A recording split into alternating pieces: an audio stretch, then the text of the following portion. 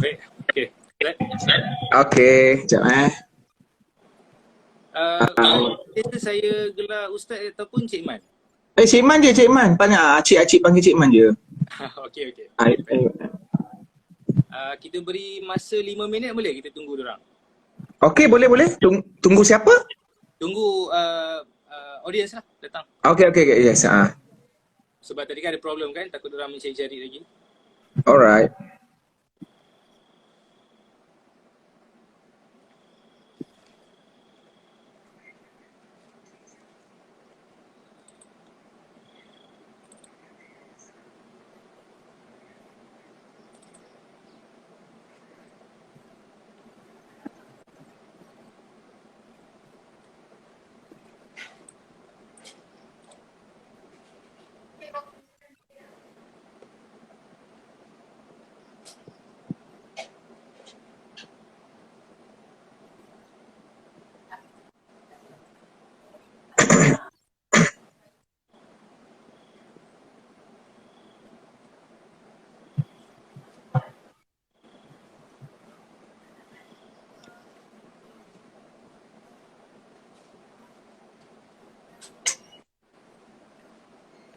Kak, tiba-tiba padam.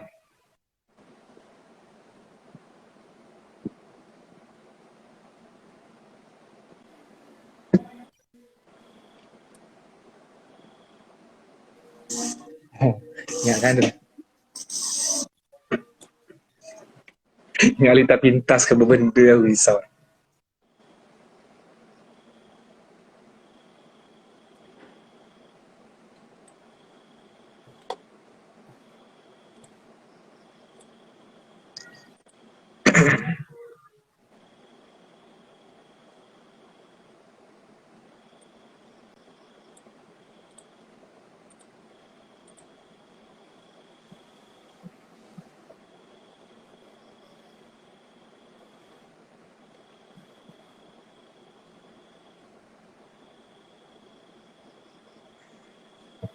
Okeylah. Cik Man, kita boleh sekarang. Okey, silakan. Bismillah. Okay. Bismillahirrahmanirrahim. Rabbi syrah li sadri wa yassir li amri wahlul 'uqdatam min lisani yafqahu qawli. Saya menjemput mengalu-alukan semua hadirin hadirat, tuan-tuan dan puan, pelajar, khususnya kepada pelajar Universiti Islam Antarabangsa Malaysia ke talk kita malam ini bersama dengan Cik Man yang tak lagi asing di dalam dunia dakwah dan dunia industri industri kita lah, industri seni.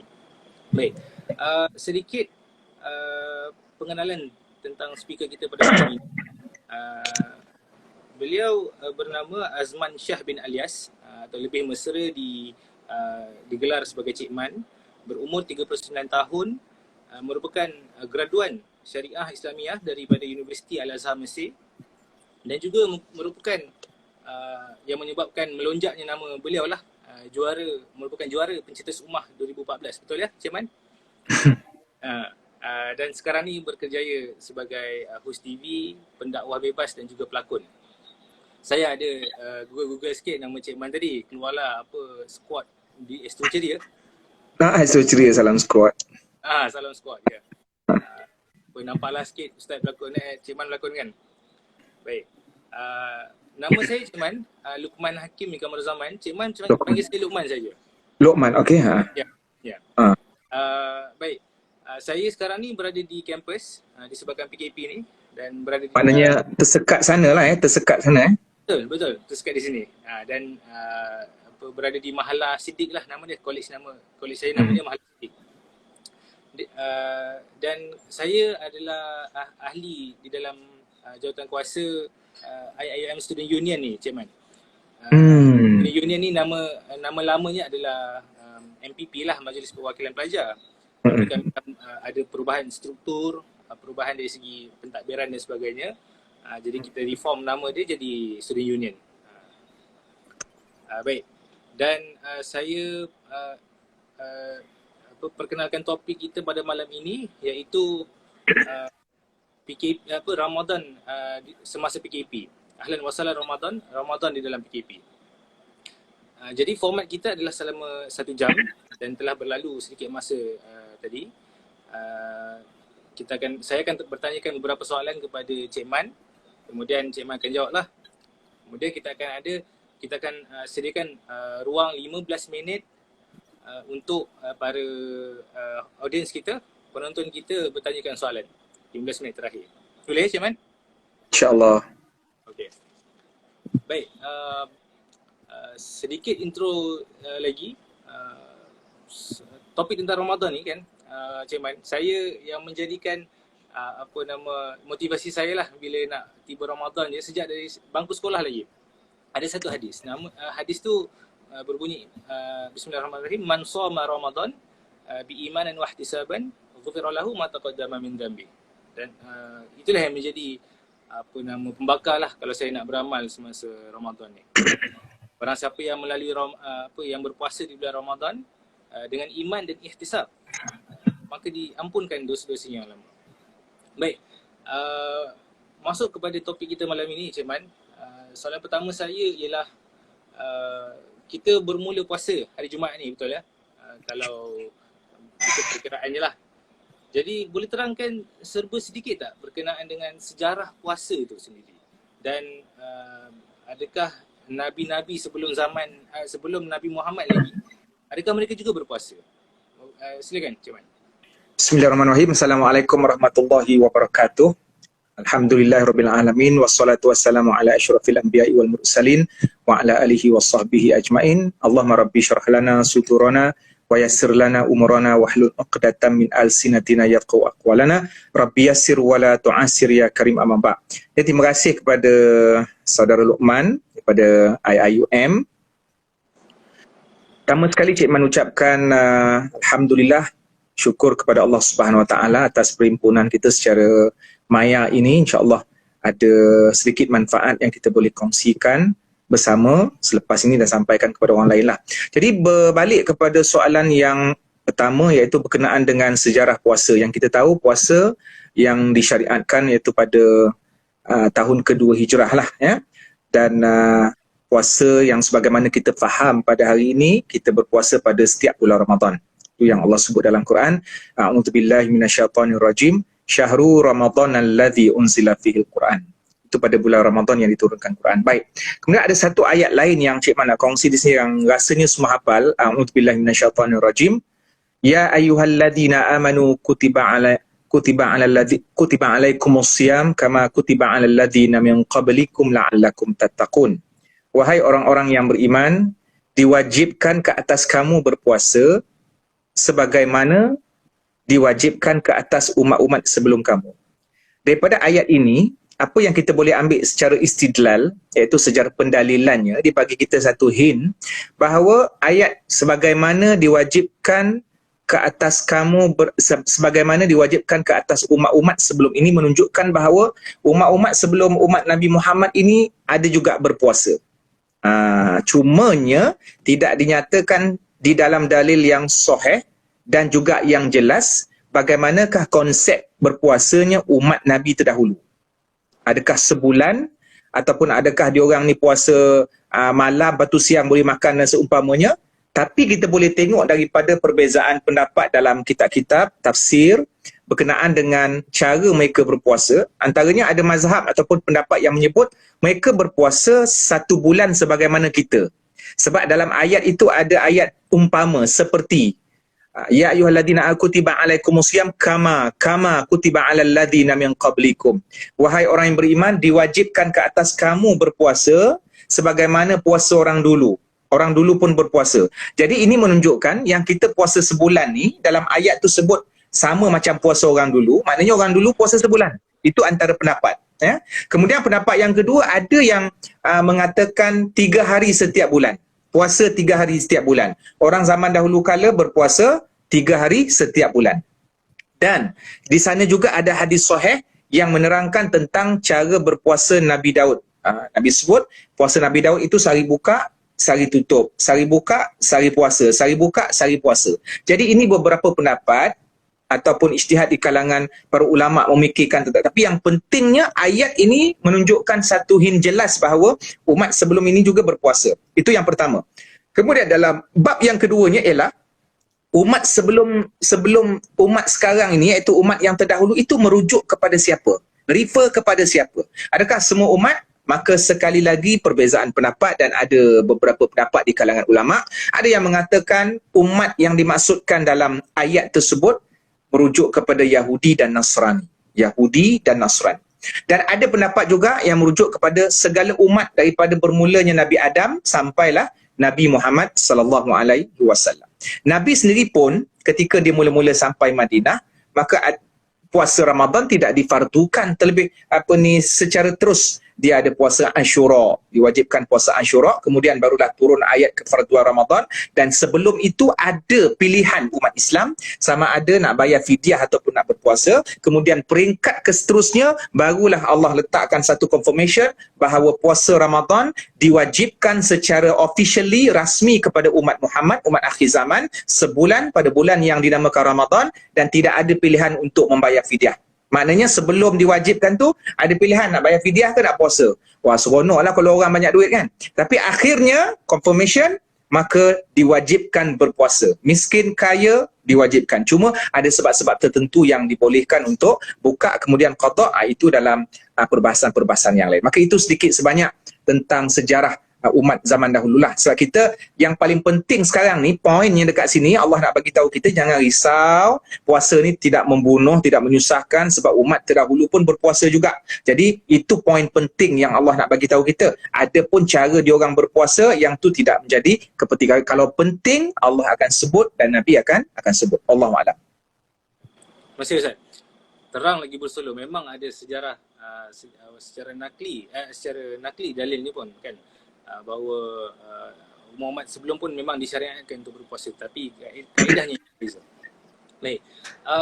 Baik Ustaz, Cik Man, soalan yang kedua saya ialah, jika kita lihat sebab kita kan lebih kepada bersifat isu semasa sikit kan. Kita terlalu grounded on hukum-hukum semata. Jadi kalau kita lihat kan, dalam satu situasi yang mencabar dengan penularan wabak COVID-19 ni, macam-macam berubah. Dengan adanya kita dikenakan perintah kawalan pergerakan, kemudian aktiviti wajib bagi setiap tahun untuk solat, untuk Ramadan ni kita dah biasa dengan Islam ni agama yang bermasyarakat kan. It's a communal punya praktis. Solat berjemaah, aktiviti-aktiviti tu diraikan dengan secara ramai-ramai kan. Jadi tapi disebabkan COVID-19 ni kita terpaksa nak flatten the curve tu kan, kita nak ratakan the curve, bermaksud kita kena sifar kes COVID-19 ni. Jadi Ustaz rasa, Cik Man rasa bagaimana kita patut hadapi situasi getir ni? Macam mana kita nak menyambut Ramadan ni, Ramadan di dalam kurungan? Okey. Sebelum ni dia ada tersebar kerisauan, yalah budak-budak ni kan, yang jenis yang risau, okey kalau PKP ni puasa ada ke tak ada kan, bulan Ramadan datang ke tak datang, tu kita kata gelabah tu kadang-kadang tu sampai tak masuk akal dia punya gelabah dengan kesimpulan ni kan. Bulan Ramadan ni dia kalender, dia tarikh, dia hari. PKP ada ke tak ada, matahari tetap datang, bulan tetap muncul, terbit. Tak ada chance nak potong puasa. Tak ada chance nak potong puasa. Satu Ramadan confirm pasti akan datang. Cuma yang tak datang ataupun yang mungkin wujud tak wujud, itu pun bergantung kepada keputusan Jumaat ini daripada PM, ialah cara sambutan. Cara sambutan ini dia merujuk kepada budaya lah. Kalau di Mesir, budaya di Mesir lebih kurang 2-3 minggu, nak pengalaman Cik Man, Cik Man boleh cakap sebab pengalaman Cik Man di negara lain, wallahualam, 2 minggu sebelum nak sambut puasa, diorang akan keluarkan gerai-gerai, buka gerai-gerai, kemudian jual kurma. Itu macam biasalah kan, keenakan kurma dari Timur Tengah. Itu pun saya banyak juga dengar kalau Ramadan di Mesir tu memang meriah adalah kalah raya. Memang sangat meriah. Dia berbeza dengan kita. Kita meriah untuk sambut raya, dia meriah untuk sambut Ramadan. Sampaikan salah satu budayanya, dia ada satu lampu tanglong.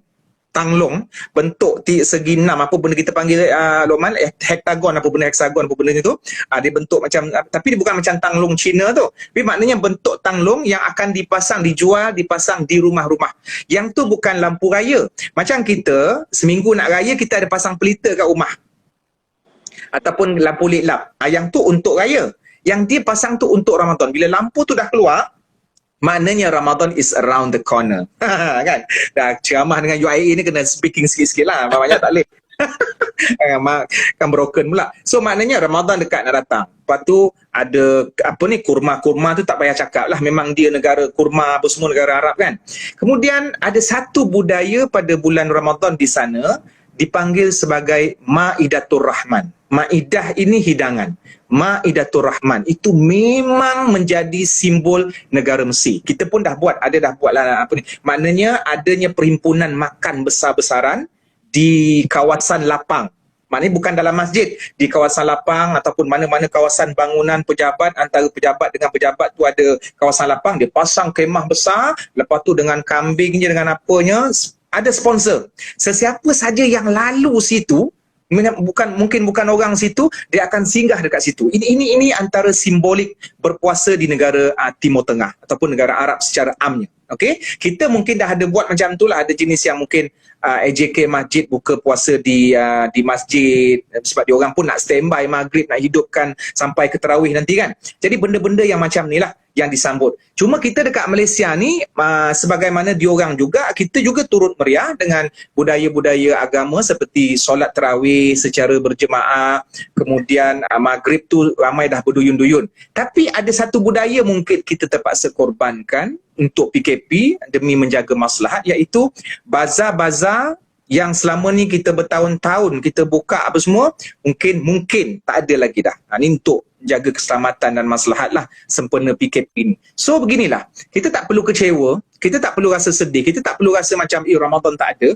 Bila kita rasa Ramadan tak best, itu satu kesilapan besar. Bila kita sebut Ramadan tak best, maknanya kayu ukur kita selama ni menyambut Ramadan tu dengan apa? Adakah dengan kita bershopping di bazar-bazar? Kita tak kata bazar tu salah, tetapi bagaimana kita mengukur diri kita untuk menyambut Ramadan, ataupun kita menyambut Ramadan itu dengan hati kita, kita rasa ya Allah, Alhamdulillah Engkau kurniakan 1 bulan untuk detox perut, detox jadual makanan.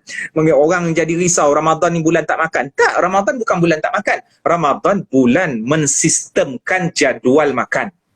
Berapa ramai orang yang tak kawal makan, dia dapat penyakit. Tetapi bila bulan Ramadan ini, dia detox balik, dia proses balik, dia bersihkan. Tapi ada makan 2 penjuru, iaitu sahur dan juga berbuka puasa. Jadi kita pandang Ramadan ini bukan semata-mata ada banyaknya bazar, bukan semata-mata ada sale, bukan semata-mata ada orang riuh dekat luar. Tak. Tapi kita melihat Ramadan datang ini dengan banyak, orang kata, promosi-promosi daripada Tuhan, di mana bulan Ramadan adalah bulan untuk kita mengumpulkan saham pahala, bulan kita mencari keampunan Allah. Kemudian nak kata pahala tu memang orang kata daripada banyak sudut lah. Kita boleh jadi orang kata jutawan pahala daripada sedekah.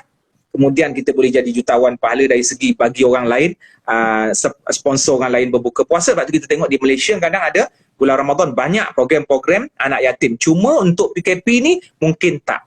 Maka jadikan PKP ini sebagai bulan, orang kata, satu ruang untuk kita meraihkan Ramadan itu betul-betul dengan penghayatan kita. Yang mungkin sebelum ini terganggu dengan kita nak makan apa, dengan kepelbagaiannya. Tapi bila PKP, dia hanya menjadikan kita fokus kepada duduk di rumah sahaja. Mungkin kita ada decrease ataupun kurang dari segi kita fikir pasal menu, tapi kita fikirkan apa perkara-perkara yang bermanfaat yang kita nak buat di rumah. Selain daripada itulah peluang untuk kita menguatkan bonding kita antara sesama ahli keluarga. Kita nak tengok siapa yang akan jadi imam, mungkin bawa surah Inna Atoina tiap-tiap malam kan. Sebelum ni dengar daripada imam dekat masjid tu surah satu malam 1 juzuk. Yang ni kau hadap lah setiap malam Inna Atoina Qul Wallah, Inna Atoina Qul Wallah kan. Sebab tak menghafal, dulu pandai komen tuan imam kan. Tapi tak apalah, mungkin dia tengok handset ataupun ada monitor kat depan tu. Jadi kita tetap berpendirian, Ramadan tetap disambut dengan meriah. Sebagai Ramadan itu sebuah bulan pengampunan, sebagai Ramadan itu sebuah bulan pentarbiahan, dan sebagai Ramadan itu sebuah bulan yang memberikan makna-makna nilai kita sebagai seorang mukmin. Jadi PKP ke tak PKP ke, yang tu tak ada masalah. Wallahu a'lam. Maksudnya kita meriahkan Ramadan tu dengan cara kita yang tersendiri, walaupun kita tak Ya. pergi pada beramai-ramai kumpul secara ni kan. Kalau macam di UIA, maknanya korang duduk macam, dia duduk di hostel ataupun memang ada asrama khusus ataupun rumah yang berasingan, rumah luar? Dia lebih fokus kepada dalam kampus. Memang ada kolej-kolej Dalam kampus. Maknanya ada dom ke dom lah macam tu dom ke dom kan. So boleh lagi lah berkunjung. Dan memang kalau struktur bangunan-bangunan di UIA ni pun dia sangat strategik. Dijadikan masjid tu yang di center, di tengah-tengah. Jadi student mana-mana kalau duduk pun memang ke tengah universiti tu samalah jaraknya, lebih kurang lah. Okay. Dan memang setakat saya perhatikanlah sambutan Ramadan di UIA ini memang meriah lah. Sejak sekolah lagi kan, saya suka datang ke masjid UIA ini masa Ramadan. Memang imam dia budak-budak memang lari-lari berkeliaran, tak macam masjid Malaysia yang lain lah kan. Sebab ni pun ada tu ni pun ada tu Cik Man Pin kan. Ni pun ada Cik Man Pin. Oniela rindu nak pergi dekat UIA. Engkau pula rindu nak pergi sana. Orang sana tu perangkap dah. Okey, silakan. Okey, Cik Man. Soalan seterusnya saya. Untuk pengetahuan Cik Man, di UIA ni ada dalam lebih kurang 3,300 lah plus minus ya, yang terkandas di kampus ni. Ya, 3,000. 3,000 Ya, campur nasional dan juga pelajar lokal. Dan puluhan ribu lagi kan dekat universiti di luar sana. Boleh tak Cik Man berikan kami sedikit motivasi lah, katanya dah nak ujung PKP ni kan, kami dah lama sangat ni dah kepam dah kat universiti ni kan. Okey, kepada student-student UIA yang Cik Man sayangi dan kasih sekalian, kau jangan risau. Ini adalah sebagai satu latihan untuk korang berlatih jadi single, kau tahu tak? Maknanya tak dating, kemudian tak jumpa. Inilah mas medan ni untuk latihan single. Maknanya latihan fizikal yang tentera tu dengan latihan jiwa, yang ni mungkin dari satu sudut lebih, orang kata, lebih mantap kan? Sebab tu. Jadi nak kata itu satulah. Yang keduanya, Cik Man nak kongsi satu hadis Nabi, iaitu hadis yang orang kata yang memperlihatkan keajaiban orang beriman lah. Hadis ini rasanya ramai yang hafal, iaitu ajaban li amril mu'min. Sungguh ajab urusan orang yang beriman itu. Okey? Dan inna amrahu kullahu lahu khair. Sesungguhnya setiap urusannya semua positif. Bukan positif COVID, positif mindset positif. Dia sentiasa optimis. Alamak, terperangkap dekat UIA lah, tak boleh balik. Positif. Boleh balik, itu makin tambah positif juga. Maknanya boleh balik ke tak balik ke tetap positif kan. Walaisa dzalika li ahadin illa lil mu'min. Dan urusan ini, situasi apa? Situasi yang sentiasa 24 jam positif ni hanya diperolehi oleh orang mukmin sahaja. Apa saja situasinya, baik buruk, positif, negatif. In asabathu sarra syakara. Apabila seorang mukmin itu ditimpa nikmat, kita kata menerima nikmat, Allah bagi dia nikmat, maka dia akan bersyukur. Dia akan bersyukur. Mana yang negatifnya kat situ? Allah bagi nikmat, itu memang normal lah. Allah bagi nikmat, kita bersyukur. Wa in asabathu darra sabara. Tetapi apabila Allah memberikan dia musibah apa? PKP, tak dapat balik, maka sabara. Sabar ini positif. Sebab tu dalam Quran Allah suruh kita wasta'inu bis-sabri was-salah. Mintalah pertolongan dengan sabar. Allah kita suruh minta pertolongan dengan makhluk yang bernama sabar. Maknanya sabar tu positif. Jadi orang beriman kalau dia diberi nikmat, dia bersyukur, positif, dia tak belagak. Dan apabila dia diberikan musibah, dia bersabar, positif. Dia tidak hilang kawalan, dia tidak orang kata murung dan seumpamanya. Maka ini yang Cik Man nak kongsi hadis ini kepada student UIA. Kita hafal, cuma kadang-kadang kita tak menghayati maksud, dan kita kena yakin bahawa Allah telah memberikan kita satu harta yang berharga, iaitu keimanan, kepercayaan, ketabahan. Di samping kita pun ada cara psikologi kita, bagaimana kita nak memeriahkan orang kata musim PKP di UIA. Macam-macam lah. Hari tu pun masa seminggu baru PKP pun dah baju kelawar dalam rumah, basikal dalam rumah kan. Dia alternatif, dia punya kreatif dah keluar. Ini 3-4 minggu ni, yakin student UIA ni kan, selected apa semua, cerdik, bijaksana, macam-macam boleh buat. So benda-benda macam tu. Lepas tu kata-kata hukama apa? Kelebihan manusia itu terserlah ketika terdesak. Syekh Man ulang balik kata-kata hukama, kata-kata orang bijak, kekreatifan ataupun orang kata satu nilai kreatif manusia tu akan terserlah waktu dia terdesak ataupun waktu dia sempit. Sebab waktu dia berada di kemuncak sempit itulah dia akan menggunakan sebaik mungkin, all out, sehabis daya, apa benda aku nak buat. Tu ada juga yang buat orang kata PPE punya pakaian, ada yang dari segi makanan punya macam-macam resepi, macam-macam bentuk. Maka student-student UIA sendiri dengan keilmuannya yang memang kita tak nafikan, mungkin boleh orang kata mencetuskan idea sama ada dari segi keilmuan, mungkin kat sana dari segi videonya, ataupun selagi boleh berkumpul ramai-ramai ataupun dalam lingkungan yang kecil buat sesuatu yang boleh mendatangkan manfaat. Jangan duduk seorang. Kalau duduk seorang mungkin teringat kepada ex ataupun crush. Jadi maknanya kena duduk 2-3 buatlah usrah apa pun dengan gaya santai. Dan di zaman hipster masing-masing korang pun lebih tahu tentang hal ini. InsyaAllah semoga Allah memberikan kekuatan kepada seluruh pelajar ataupun mana-mana yang terkandas di tempat anda sekarang ini kerana PKP. Betul, Cik Man, saya setuju. Mungkin kita kena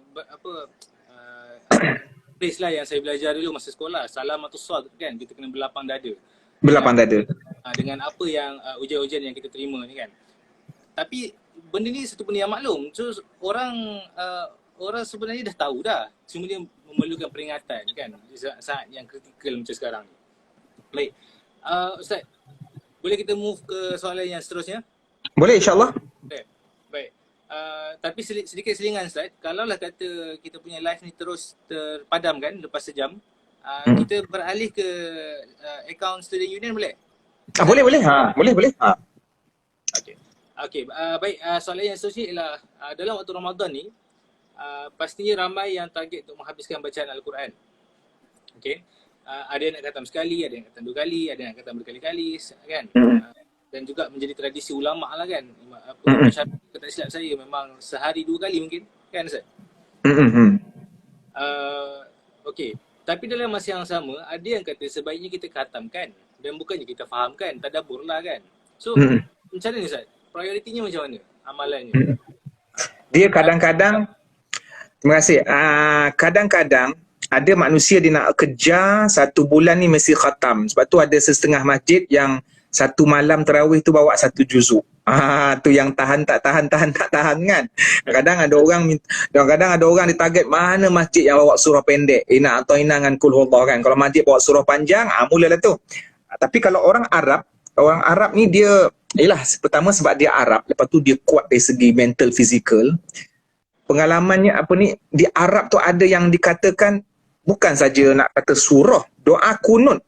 Doa kunut itu pun lebih kurang dekat sejam. Bayangkan kalau doa kunut yang witir punya tu, yang hujung tarawih tu, hujung witir tu, pun lebih kurang dekat sejam. Bayangkan keseluruhan tarawih campur dengan witir yang selepas isyak tu. So ini masing-masing. Cuma kita tak adalah nak kata, okey kalau buat tarawih pendek ni macam mana? Adakah kita rugi? Tak adalah. Itu bergantung masing-masing. So berkenaan dengan Quran, ada yang mengejar untuk menghabiskan 30 juzuk dalam sebulan. Itu bagus. Alhamdulillah, yang penting kita baca Quran.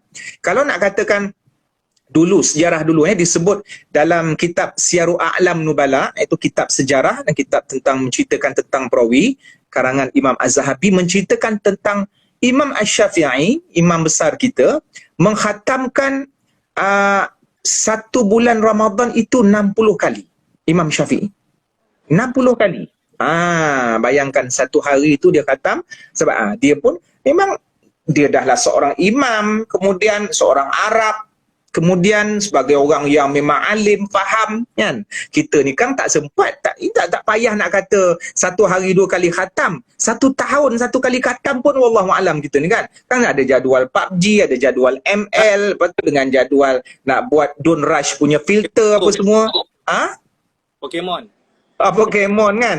Pokemon dululah. Sekarang ni nak buat video keranda apa semua, abang-abang keranda. Jadi macam-macam video yang kita nak buat, tak sempat lah kan.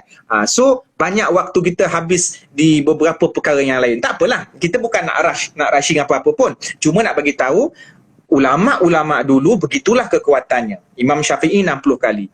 Kemudian ada seorang di kalangan salafus soleh, Qatadah namanya, Imam Qatadah, setiap 3 hari sekali. Dalam bulan Ramadan, setiap 3 hari dia khatam sekali. Maknanya dalam bulan Ramadan dia habiskan 10 kali khatam. Banyak tu. Memang kita pun tak terikut, kita yang sebulan ni pun tercungap-cungap. Cik Man nak kongsikan satu hadis daripada Nabi SAW, iaitu apabila seorang sahabat Abdullah bin Amr bertanya kepada Nabi, dia kata, berapa hari yang saya nak menyelesaikan pembacaan seluruh Al-Quran ni? Berapa hari ni? Kemudian Nabi jawab, boleh 30 hari lah. 30 hari kau khatam satu kali. Lepas tu Abdullah bin Amr ni dia semangat. Orang zaman dulu semangat. Ya Rasulullah, boleh tak kau kurangkan lagi? Maksudnya, aku boleh lagi khatam kurang daripada 60. Maknanya 30 hari tu macam lama bagi dia. 30 hari satu Quran tu macam lama. Jadi dia minta kurang. Boleh tak lagi cepat nak khatam? Maka Nabi bagi 7 hari. Maknanya 7 hari khatam. Lepas tu Abdullah bin Amr tanya, boleh tak lagi kurang? Ini semangat sahabat-sahabat. Kita tak minta macam tu. Kita kalau apa, boleh tak payah khatam kan? Kita lain pula. Tapi Abdullah bin Amr ni boleh tak lagi nak khatam banyak kali. Tadi sebulan sekali tak nak 7 hari sekali Nabi bagi cadangan. Tak nak juga. 3 kali. 3 hari sekali. Itu yang paling cepat. Kemudian Nabi cakap, siapa yang mengkhatamkan kurang daripada 3 hari, maknanya dia sebelum 3 hari dah khatam, bermakna dia tidak memahami Al-Quran. Maknanya jangan laju-laju sangat. Laju-laju nak pergi mana? Jadi ini antara orang kata cadangan yang dibuat berdasarkan hadis ini. Paling orang kata paling cepat pun kita nak khatam satu Quran 3 hari. Bermakna satu hari 10 juzuk. Sebab apa? Kita tak boleh nak cepat-cepat. Kita bukan standard macam Imam Syafi'i ataupun salafus soleh. Sebab kita yang dituntut daripada Quran ini bukan semata-mata kita membaca laju-laju, menghafal tanpa memahami makna, tapi yang dituntut di situ ialah kita faham, kita faqih tentang maknanya. Kita akan ada rasa takut bila kita faham Allah menceritakan tentang azab-azab, kita akan rasa gembira bila Allah ceritakan tentang syurga ataupun peluang-peluang bertaubat. Maka itu yang dituntut daripada pembacaan Al-Quran. Kita ada tadabbur, kita ada tadarus, kita bukan semata-mata tilawah. Maka 3 hari itu adalah minima, hari yang paling minima seseorang untuk mengkhatamkan Quran. Kalau kurang daripada 3 hari, dibimbangi, dia hanya seperti burung kakak tua, hanya sekadar cukup syarat khatam tapi tak faham apa-apa. Yang dikehendaki dalam Islam daripada Quran ini bukan semata-mata hafal dan baca, tapi kita faham dan kita amalkan. Dalam hadis Nabi sebut, may yuridillahu bihi khairan yufaqihu fiddin. Siapa yang Allah nak dia baik dalam urusan hidupnya, Allah akan bagi dia faham agama. Jadi kesimpulannya Luqman dalam untuk persoalan ini, sebenarnya kalau kita lebih daripada 3 hari, sebenarnya kalau sebulan Ramadan pun tak khatam pun tak apa. Ada orang dia satu hari Ramadan tu dia nak target nak jadikan Ramadan ni sebagai turning point. Saya nak jadikan Ramadan ni sebagai turning point untuk saya memulakan bacaan Quran dan sambil itu saya faham tafsir. Maka setiap Ramadan, setiap hari saya akan baca setengah muka surat. Jadi bila nak habis? Mungkin setahun, mungkin 2 tahun, ataupun satu ayat saya baca tafsir, saya kena faham, saya akan telefon ustaz ni, saya akan telefon ustazah ni apa makna dari segi nahwu bahasa Arab, grammarnya, dari segi tafsir, berapa pendapat. Yang ni mungkin 2, 3, 4 tahun dia tak khatam. Tak ada masalah, kerana dia sudah melakukan satu perkara yang sangat berharga, iaitu memahami dan sambil faham dia beramal. Ini yang dituntut. Jadi siapa yang sudah faham Al-Quran, dia boleh menghafal ataupun membaca mungkin dalam tempoh seminggu. Siapa yang baru nak mengenali Quran, dia boleh baca perlahan-lahan, sambil belajar tu dia baca, merangkak pun tak ada masalah. Adik-adik, netizen, pelajar-pelajar UIA, semua pelajar UIA, tak ada semua pelajar UIA, semua qari-qari yang mantap-mantap semua kan. Yang kalau kita baca Quran, ustaz saya tak reti nak sebut huruf, saya merangkak-rangkak, tak ada masalah. Nabi bagi berita gembira, orang yang baca Quran merangkak huruf sebut tak betul ni dapat 2 pahala. Pahala yang pertama pahala baca, pahala yang kedua kerana bermujahadah, struggle untuk membaca Al-Quran tersebut. Jadi jangan risau dekat situ, wallahualam. Yang penting penghayatan, betul tak Cik Man? Penghayatan. Ya. Okey, terima kasih Cik Man. Okey, baiklah. pace kita pergi ni agak laju juga kan. Dan saya rasa memang sempat pun untuk sesi Q&A. Ini soalan yang terakhir untuk Cik Man ya.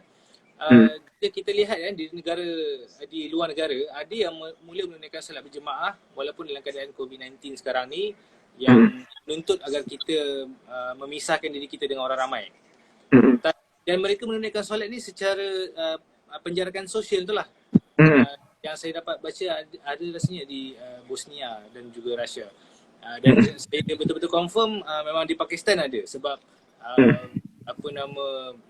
gesaan dan desakan daripada clerics ni, dia punya agamawan lah, orang-orang ustaz-ustaz dekat sana begitu kuat mengatakan bahawa inilah jalan yang benar. Kenapa Islam begitu rigid kan? Kenapa Islam begitu kenapa polisi yang dikenakan kepada rakyat begitu keras, sedangkan Islam itu agama yang benar kan? Kenapa nak menghalang apa yang arahan-arahan daripada Allah? Jadi saya nak tanya Ustaz, kalau ikut pembacaan Ustaz kan, kemungkinan tak Malaysia ni orang-orangnya menuntut sedemikian juga, dan juga kalaulah ada sejarahnya yang pernah dilakukan oleh nabi-nabi ataupun sahabat ataupun juga alim ulama zaman silam. Baik, pertama sekali kita nak melihat, kita nak faham satu benda. Islam ini bukan agama semata-mata kita melaksanakan ibadat tanpa memahami maqasid ataupun objektif di sebalik ibadat itu. Islam bukan agama semata-mata menutup mata ataupun menutup pemikiran seseorang ikut tanpa dia faham Islam itu apa. Sebab itu Islam memberikan ruang kepada seluruh masyarakat untuk dia bertanya. Dalam Quran sendiri pun banyak pertanyaan-pertanyaan daripada sahabat. Dan Islam adalah agama yang mengangkat akal. Tetapi akal itu mesti dibimbing oleh wahyu.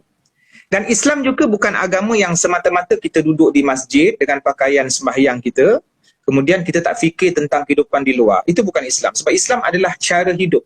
Bila kita katakan Islam cara hidup, maka hidup kita bukan dekat dalam masjid.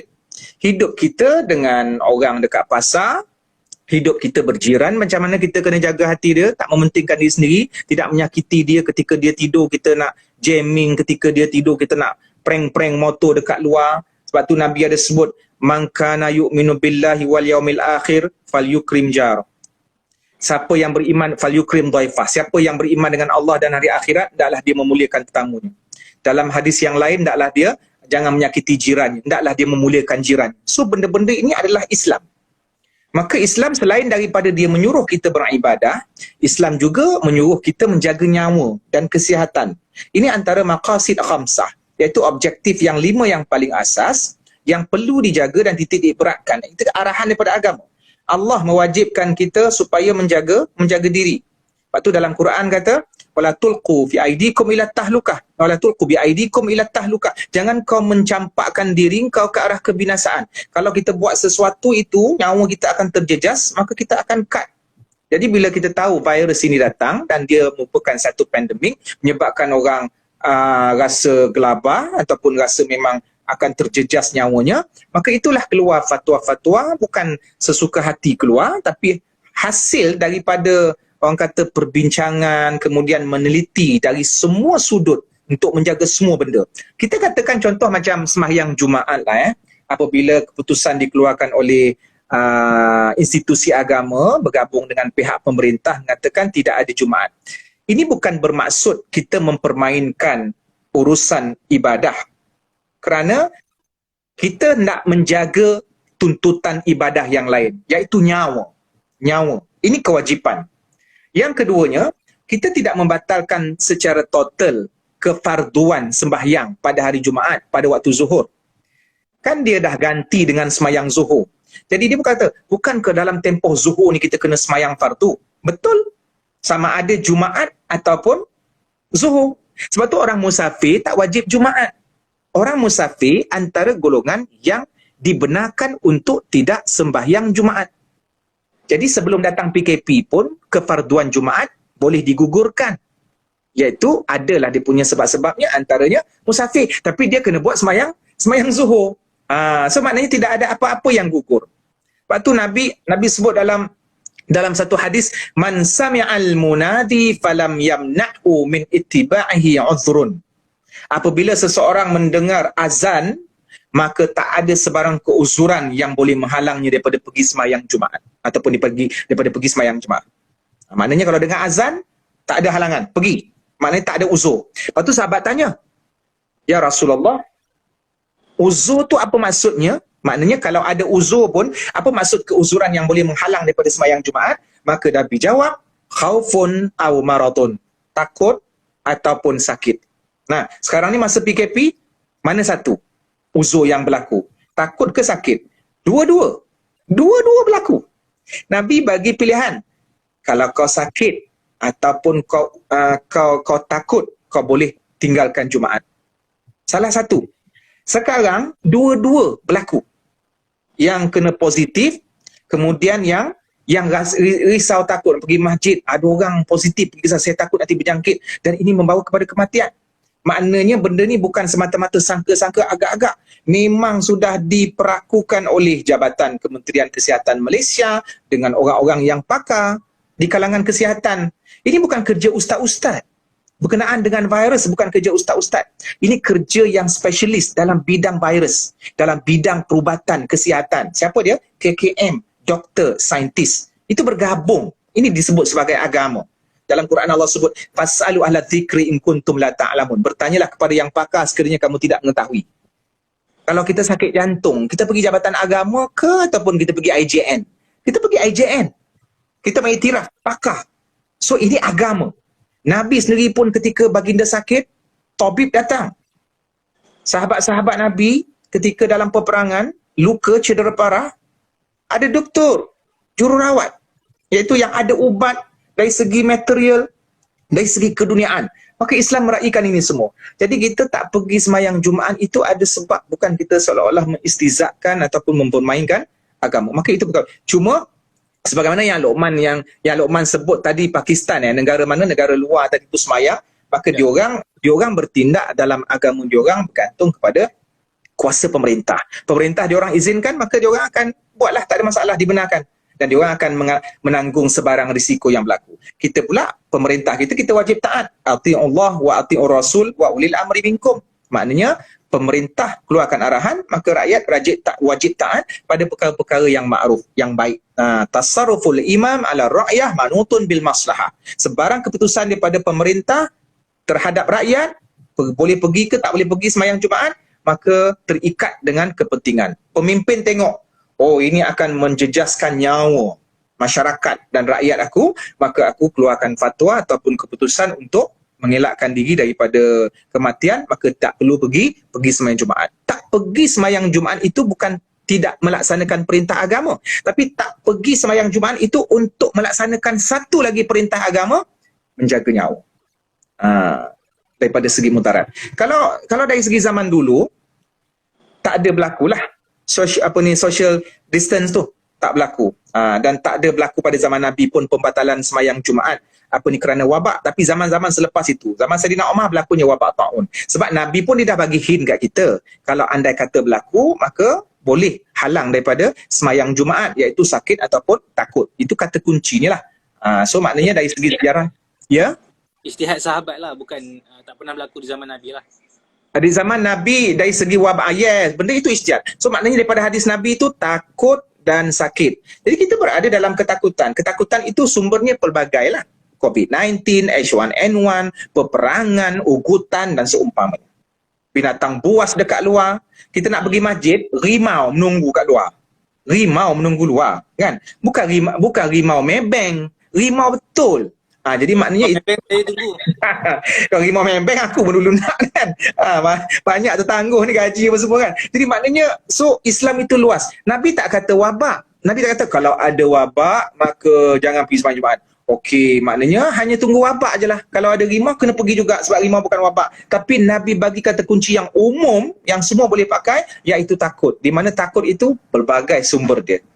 Semoga Allah meningkatkan martabat Nabi di sana. Wallahualam. Okey, terima kasih Cik Man. Sangat concise dan begitu laju dan tepat. Semua orang faham lah. Okey Cik Man, sekarang ni kita buka kepada ni apa nama sesi soal jawab bersama dengan netizen. Okey. Netizen kalau ada soalan boleh kemukakan dan kita akan pilih lah mana-mana yang relevan dengan topik kita pada malam ini. Kalau tanya tentang isu-isu konflik ustaz ni dan ustaz tu, Cik Man pun tak nak jawab rasanya kan? Sebab saya perhati lah Cik Man dia tak suka isu-isu picisan dan kita nak jawab isu yang menjadi pokok pangkal pada masalah umat hari ini. Orang sekarang ni tengah kelang kabut. Sekarang ni tengah kelang kabut tarawih ni macam mana sebab dia fikir selawat tak hafal. Tu Cik Man kena buat satu penerangan yang lain supaya orang rasa selesa untuk tarawih. Okay. Amin Mubarak ni Lokman kenal tak? Kenal? Dia rumah saya sebelah ni je Cik Man. Sebab hanya roommate saja yang menganjing roommate. Okey, saya tengok sekejap soalan. Alright.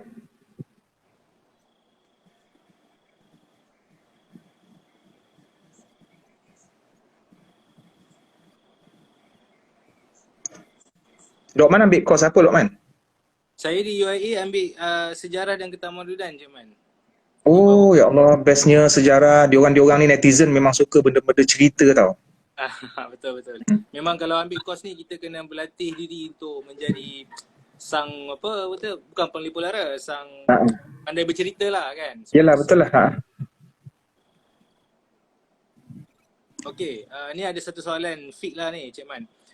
Bagaimana cara sembahyang dan berpuasa bagi negeri yang tidak ada siang dan malam? Inilah Northern Hemisphere kan. Tapi ada ke negeri yang tak ada siang dan malam? Aku rasa planet lain tu. Dia bukanlah tak ada siang dan malam, dia punya apa nama? Maknanya siang berpanjangan. Siang berpanjangan ataupun malam berpanjangan. 12 malam pun dia terik je matahari. Ada beberapa situasi. Situasi yang pertama ialah salah satu cuacanya panjang. Contohnya siang 19 jam.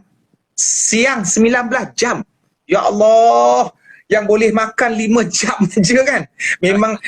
Memang travel ke negeri lain tu. Jadi macam mana? Baik, selagi kita boleh menentukan waktu siang malam, maknanya wujud siang malam tu wujudnya semayang zuhur asar pada waktu siang, maghrib, isyak, subuh pada waktu malam sebab dia ada dua penjuru tu, maka nak buat macam mana? Memang kita diwajibkan berpuasa daripada terbit fajar sampai terbenam matahari. Sebab ada siang malam. Adanya istilah terbit fajar kita nampak, adanya terbenam matahari. Habis tu dia lamalah puasa. La yukallifullahu nafsan illa usaha laha makasabat. Allah membantu dan kita pun pandai-pandailah menguruskan di sana lah. Okey. Yang kedua, negara yang kalau siang-siang, kalau malam-malam. Mungkin ada yang macam tu. Jadi tak tahu zuhur dah masuk ke belum. Jadi di sini ulama ada memberikan beberapa pendapat ataupun cadangan. Yang pertama, sama ada dia ikut iklim negara yang berdekatan. Mana negara yang paling dekat dengan tu dia ikut. Maknanya iklim negara berdekatan yang ada normal, iklim normal, cuaca normal, dia ikutlah. Ataupun yang kedua dia ikut waktu Mekah. Sebab kita apa-apa pun kata kunci kita Mekah lah kan. Jadi dua ni lah. Jadi bagi negara yang 24 jam malam, dia akan ikut negara nearby dia, negara jiran dia yang cuaca dia normal. Okey, itu tak apalah, itu diselesaikan oleh sistem negara tersebut. Kalau negara tu negara Islam, maka dia akan, orang kata, ada MOU dan seumpamanya dan akan sediakan jadual itu berdasarkan refer balik kepada jadual cuaca negara berdekatan yang normal itu, ataupun dia mengikut waktu Mekah. Andai kata kita ni pergi ke sebuah negara yang tak ada pentadbiran Islam, kita cari dekat sana, Cik Man cadangkan, cari dekat sana NGO Islam ataupun Persatuan Islam. InsyaAllah ada dekat sana rasanya. Kat mana-mana pun mesti ada Persatuan Islam. Maka Persatuan Islam dekat negara yang bukan Islam ni boleh dianggap sebagai jabatan agama lah kita kata. Dia sentiasa buat research ataupun menjadi tempat untuk sesi Q&A sebarang permasalahan. Ini sebab tu Syekh Yusuf Al-Qaradawi dia banyak mengarang kitab-kitab yang berkenaan dengan aqliyat al-muslimin. Iaitu minoriti Islam di negara bukan Islam. Macam mana cara nak makan, yang halal mesti jarang jumpa, macam mana cara nak berinteraksi, nak beli barang apa semua, maka benda tu tak ada masalah. Sebab daripada zaman Nabi dulu sampailah zaman sekarang, Islam tetap menjadi agama yang sentiasa memberi jawapan kepada semua persoalan. Allahuakbar. Baik, terima kasih Ustaz. Okey, soalan seterusnya saya ambil daripada pengguna Instagram Ayu Taiping. Ayu Taiping ni Hmm. makcik saya ni, Cik Man. Dia tanya, Oh, on typing. Cik Man tentang berkhatam Quran berkumpulan secara dalam talian. Apa pandangan Cik Man? Okey. Bila kita sebut Quran tu, bila sebut Quran aja, pahala lah. Kan? Pahala lah. Ada orang tanya, baca Quran dekat handset, dekat gadget, dapat pahala tak? Kita kata Quran tak? Quran ni bukan, kita nak kata yang Quran yang mushaf tu, yang mushaf itu kertas dibuat. Sebelum ditulis, dia hanya sekadar kertas. Tapi Quran itu adalah bacaan itu sendiri. Wahyu, ayat yang kita terima daripada generasi ke generasi. Jadi kalau orang tak ada mushaf dekat rumah dia, tapi Quran dalam hati dia, maka dia dianggap sebagai membaca Al-Quran. Kerana yang penting perhayatan. Besok nanti kan keluar persoalan, Ustaz kalau baca Quran dekat iPhone 11 sama tak pahala dengan kat Oppo? Dia dah timbul pula masalah kat situ. Kan? Yang penting dekat sini adalah Al-Quran. Jadi sepanjang kita baca Quran dapat pahala. Cuma dari segi teknikalnya mungkin ada sedikit perbahasan, perbezaan dan afdal tak afdal. Contoh, membaca Quran dekat mushaf lebih baik daripada membaca Quran tafsir yang tak perlu ambil wuduk.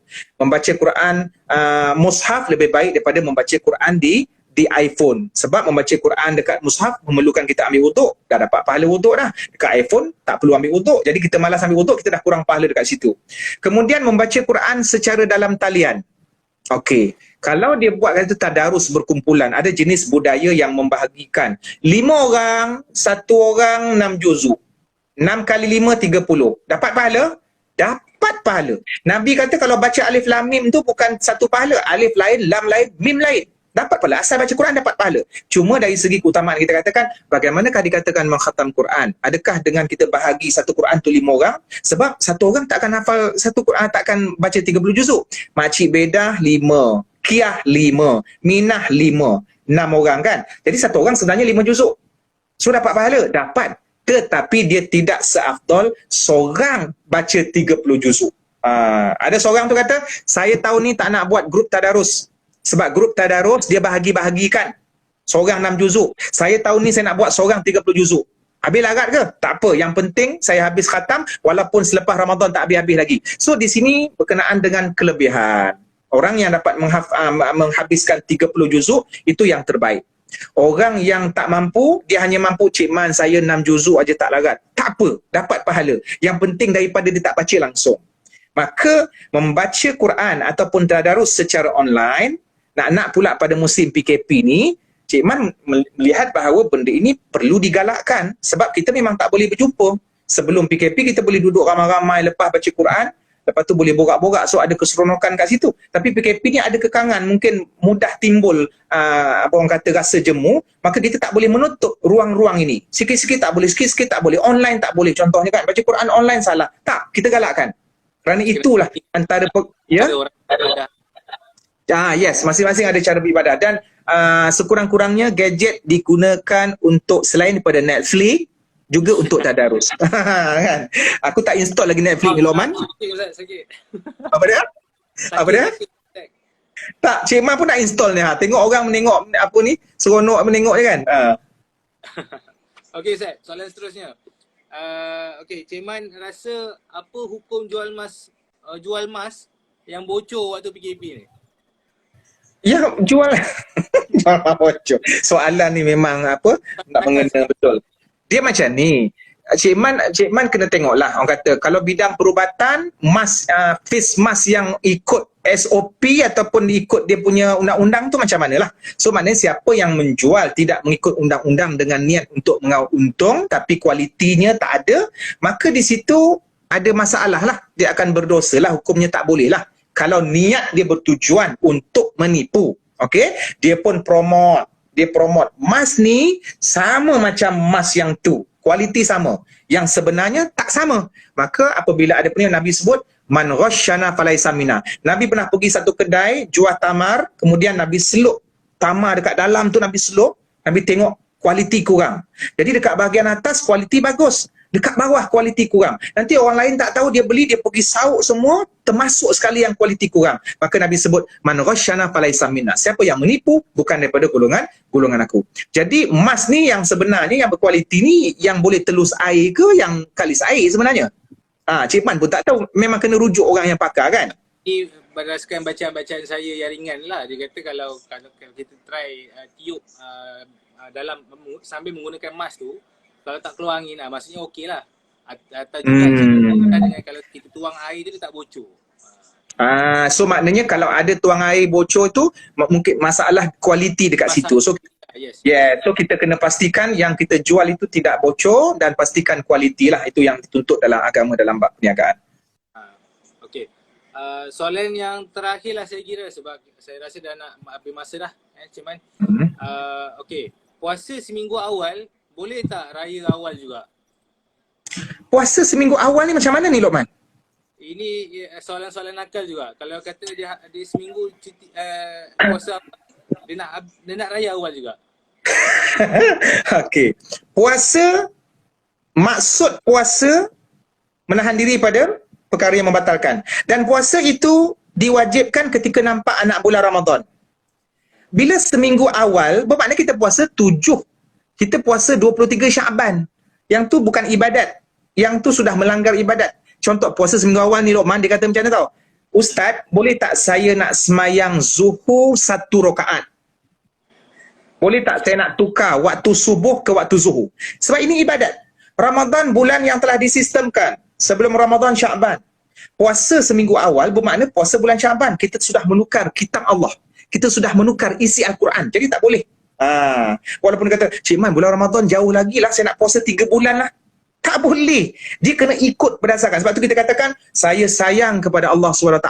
Boleh tak saya buat zuhur 8 rakaat? Takkan Allah nak marah? Banyak ni mesti Allah sayang. Tak.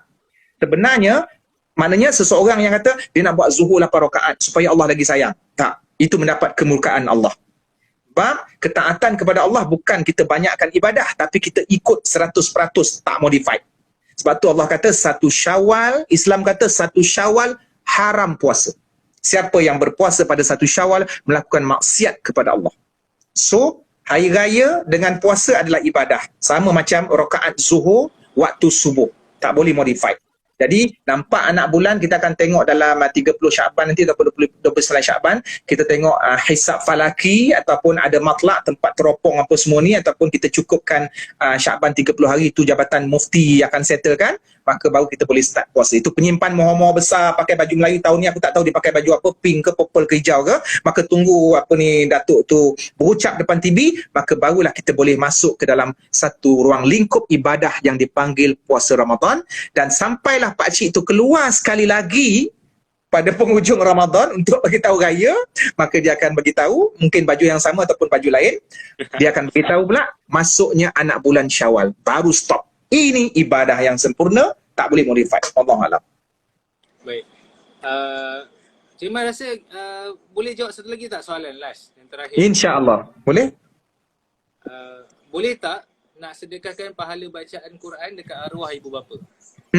Ulama berbahas tentang hal itu, ulama mutaakhirin, iaitu ulama yang terkemudian. Adakah pahala bacaan itu sampai ataupun tidak? Cik Man bagikan kepada dua lah. Ada yang mengatakan pahala bacaan yang kita baca itu untuk kita yang hidup. Kita tak boleh pindahkan pahala pada orang lain.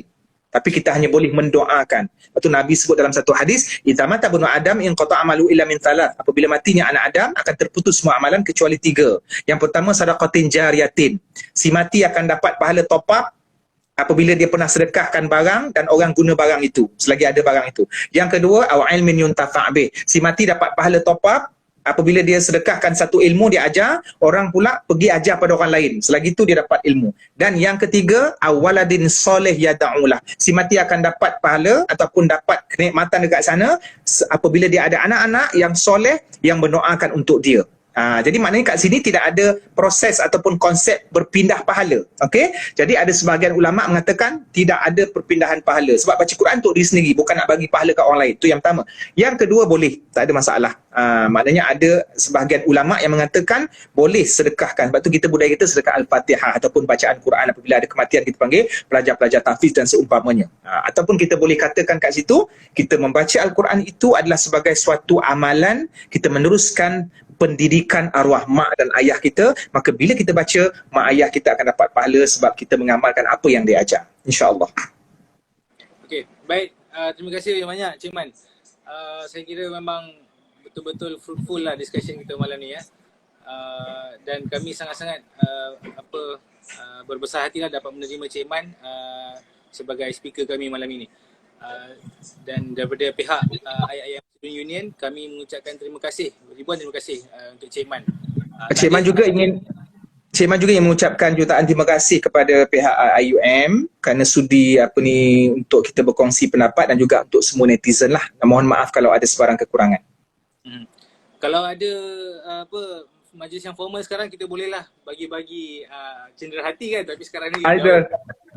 Sebab hari tu pun nampak kan dia orang buat video buat majlis scroll ijazah dekat rumah kan.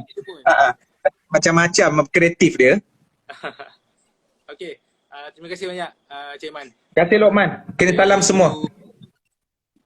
Baik. Okey. Assalamualaikum Cik Man. Saya tutup dulu ya. Okey, Waalaikumsalam.